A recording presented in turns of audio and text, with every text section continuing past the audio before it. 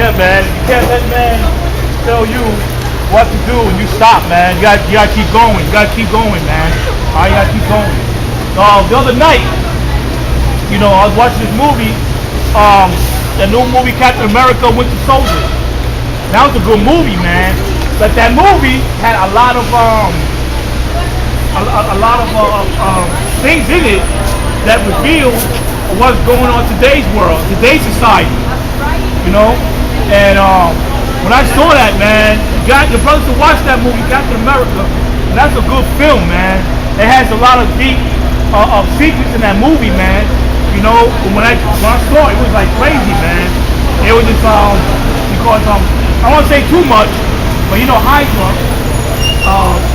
Hydra is what like the Soviet Union, and what they do is they come into infiltrate shield, okay, what to go to war and what to kill like many people, all right, and that's the Georgia Guidestone when it says they want the earth down to 500 million, all right, and 500 million, right, 500 million.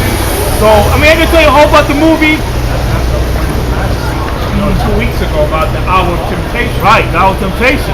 Right, huh? That's what it's all about. And that's what the elders been pushing. You got dudes falling out, man. Alright? That's a weak spirit. The Most High ain't dealing with that. Huh? Yeah, because how can you just talk about the elders when they teach you the mysteries of the scriptures, man? But the Hebrew, the metaphors, the parables, the Sabbath, the high holy days, the scriptures, what to do and what not to do. You know what I'm saying? These are your elders, man. You know what I'm saying? Go ahead, Art. Second Ezra 14 and 14. Let go from thee mortal thoughts. Let me go the mortal thoughts. Go on. Cast away the burdens of man. Cast away the burdens of man. Go on. Put off now the weak nature. Put off now the weak nature. A lot of brothers got that weak, sensitive nature, man. You guys get all emotional. It's not time to be emotional. It's time to what? To gird up the loins, man. It's time to be a man. Stop being sensitive, man. You can't be sensitive now these days. What's gonna happen when martial law comes in, man? Well, you're gonna cry, take the shit. Go on. It says, and set aside the thoughts that are most heavy unto thee, and haste thee to flee from these times. Right. So the things that burden you, take it off, man. Don't let it stress you. Don't let it bother you.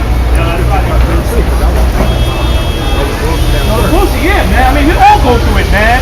You know what I'm saying? We all go through as men, especially you in this truth. You know what I'm saying? Especially you in this truth. Right? Support the weak nature. Okay? Take off that burden. All right? That's holding you down. Lift it off. Pray to the Heavenly Father. All right? To put the Spirit on you to lift it off you, man. Yeah, keep going. Yeah, come on. For yet greater evil than those which thou hast seen happen shall be done hereafter. Woo! Read it again. I'll read it one more time. Verse 16. For yet greater evil than those which thou hast seen happen shall be done hereafter. Right. Greater evils, man. Martial law, the race riots, concentration camps, World War III. So, and then the best part is when Yahawashi makes his second debut, man. So when Yahawashi, because he tries to make his second debut, you're really gonna be trembling, man. You think that you work out your burdens now, you worry, man. There's so many things that needs to happen more that a brother's faith is really gonna be tested.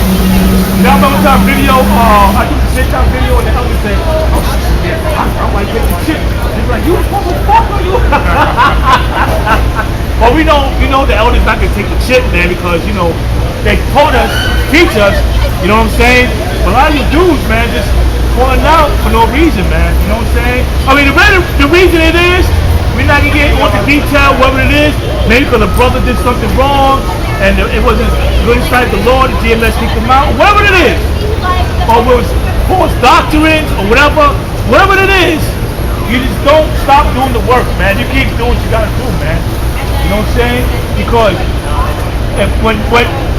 when martial law comes, what you gonna do? You gonna take the chip? Huh? The Most High will destroy your ass, man. Ivory. Amos chapter 5, verse 18 says, woe unto you! Woe unto you! Woe means destruction. Go on. Woe unto you that desire the day of the Lord. Woe unto you that desire the day of the Lord. Especially Christian people. They say, woo! I can't wait till the Lord comes. Woo! I can't wait till the Lord comes and clean up this place, destroy this wickedness. Woo! I can't wait till the Lord comes so I can be in the kingdom. Nah, you don't want that. Trust me. Especially your Christian people, you don't want that, man. Eating pork and having faggots in your choir, singing in churches, you know, not getting the scriptures right. You know what I'm saying? So you talking about you desire the Lord to come? Trust me, you don't want it. Alright? Because when the Lord comes, okay, continue. To what end is it for you? To what end is it for you? Go on. The day of the Lord is darkness and not light. The Lord, so when he comes, will be darkness and definitely not light. When you see those apocalyptic movies, when you see the clouds dark and all things happening, guess what? It's going to be a real movie. And you're all in it. You're all in it. Alright? You call that movie. And the Most High is the director. When he says film and go, it's going to happen, man. He's directing all this thing, man.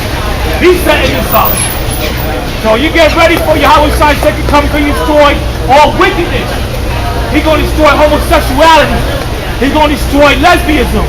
He's going to destroy all this wickedness here, man. Adultery.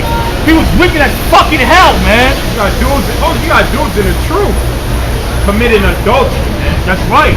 That's wicked as hell. And that brother got the nerve, and we know what he's talking about. You got the nerve. And they tell you, bring that, that's on a book of Ecclesiastes, when they talk about don't sit next to a man or a woman. You in the car, you know what I'm saying, with the other man's wife, man.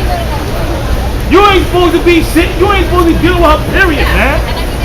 You ain't supposed to deal with that woman, man. Whatsoever. Go ahead, bring it up. Ecclesiastes chapter 9, verse 9.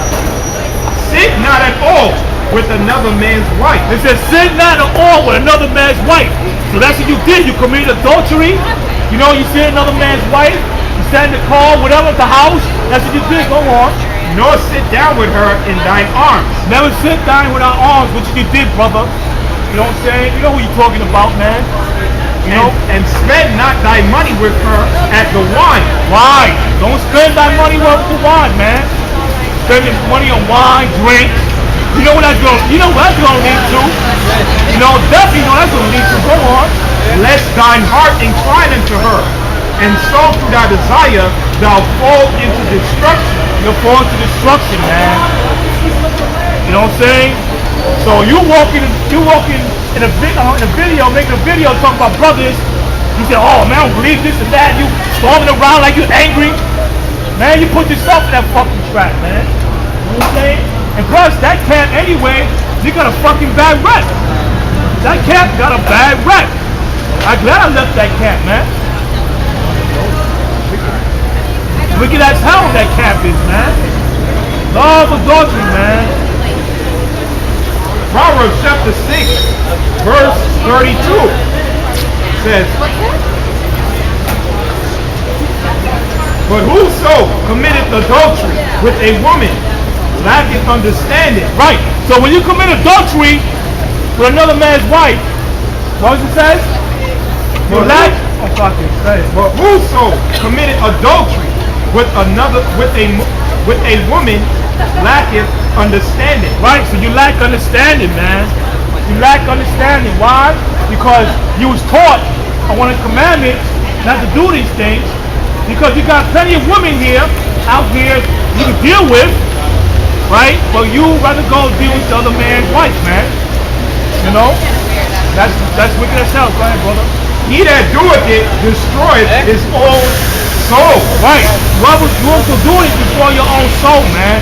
So you destroying your own soul when you do these things, man. Because it's taking into account the Heavenly Father's book, man. Alright? It's taking account. So you know about these things, you know the scriptures, you're doing it anyway. Yeah, we're not perfect. We're not perfect. But you should restrain from dealing with another man's woman, man. Period. Regardless if she an Edomite or whatever, or he an Edomite, it don't matter, man. It don't matter. All right, stay away from that, man. Cause that's not part of the Most High's laws, man. To deal with another man's wife. Yeah, you can deal with her if her husband is passed away and gone. Yeah, you can deal with her, but you can't, man. You know what I'm saying? You can't. 1 Corinthians chapter 7, verse 10. And unto the married I command, yet not, but I the Lord. Not I, but the Lord. Let not the wife depart from her husband. Not the wife depart from her husband. Go on. But, and if she depart, let her remain unmarried.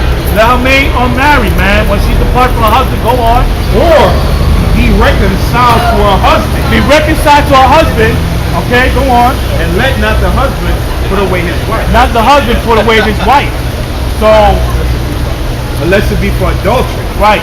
Well, she's just wicked as hell. Right, because back in the day, when a man left his woman, that was like, yo, she must do something real wicked for him to leave her, man. You know what I'm saying? Yeah. Or the husband put her away. Yeah, give her the bill of divorce. Yeah.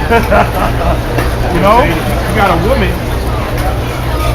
she's consuming your soul, so to speak, or getting in the way of you doing the right thing. Right. Truth says, if your right hand offends you, you got to cut it off. Right. You got to let that woman go. Right? Because that's a demon. Right? That's why Solomon said what? He found more bitter than death to women, hearts and snares and necks. Right. Okay? And also the scripture says they'd rather be in the wilderness than deal with a contentious woman. That's right. So it tells you the woman is wicked as hell, man. I mean, I'm not saying there's nothing wrong to have a woman. I got a woman, but sometimes she get on my goddamn nerves, man. You know? Get on your goddamn nerves, man. These women, man. Shit. You know? Even the prophet, Yahawashi. Even the prophets go through it, man, with these women, man. You know, that's why you talking about you can have more than one woman. Yeah, you can, but not these days, man. You mean, shit, you're going through enough headache with one woman, why you want to have 2 or 3? You know? I told my brothers, I don't know how you do it, man. I don't know how you do it. You be like, oh man, I got to cut her off. But he's still with that one, you know what I'm saying? I'm like, I don't know how you do it, man. I just don't know, man. You know what I'm saying? 1 Corinthians chapter 6, verse 12. All things are lawful unto me, but all things are not expedient. Right. That means that it's like, for instance, like I said, you can have more than one woman. It's not lawful, but is it expedient me to do it as we speak right now? No. Why? Because we're not in the days for you to do it. Because to have more than one woman, you got what? You got to treat them equally. Okay? You got to make sure that she's housed. Make sure she's fed. Alright? Just like the first woman you have. You got to treat them equally, man. You can't treat one better than the other. Alright? You can't do it with one woman you're with, and the other woman you're banging, and you're just like, you know, I see you when I see you. That's like the story of forefather Jacob. Because he loved Rachel more than Leah. What happened? The Most High had mercy on Leah. You know what I'm saying? Rachel only had 2 kids, which was Joseph and Benjamin. And Leah had like 6 sons or whatever. You know what I'm saying? Because why? He wasn't treating them equally. So the Most High had mercy on when he wasn't treating equally. But it was all set up in the spirit anyway.